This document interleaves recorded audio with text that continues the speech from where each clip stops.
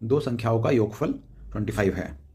मान लीजिए दो संख्याएं a प्लस b का योगफल 25, उनका HCF और LCM क्रम से 3 और 105 है।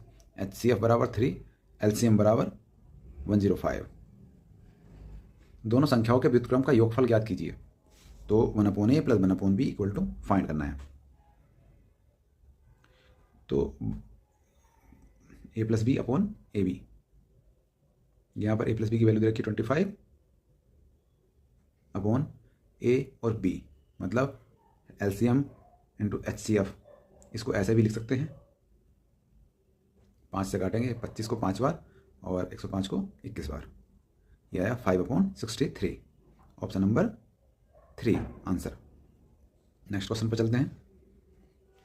0.7, 0.35 और 1.05 का LCM क्या होगा?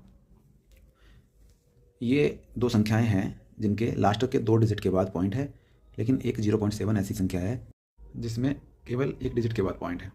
तो इसको भी हमें 2 डिजिट के बाद पॉइंट बनाना है, तो इसके पीछे 0 लगाना होगा। अब मान लीजिए कुछ देर के लिए ये मान लीजिए कि हमारे पास पॉइंट ही नहीं है। तो पहली संख्या 70, दूसरी 35 और तीसरी 105। अब इनका एलसीएम निकालते हैं हम। 35 दूनी 70, वो 35 का ही ना 35। अब 105 का निकालते हैं, तो 35 दिया 105 होता है। तो हमारे पास जो एलसीएम के जो फैक्टर प्राप्त हुए हैं वो 3 इंटू 35 इंटू 2, ये मल्टीप्लाई करने के बाद 210 बनता है। तो एलसीएम हमारा क्या हुआ? 210।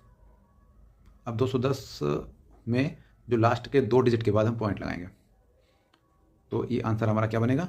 2.10। ये हमारा एलसीएम होगा 2.1। Option number 2 answer.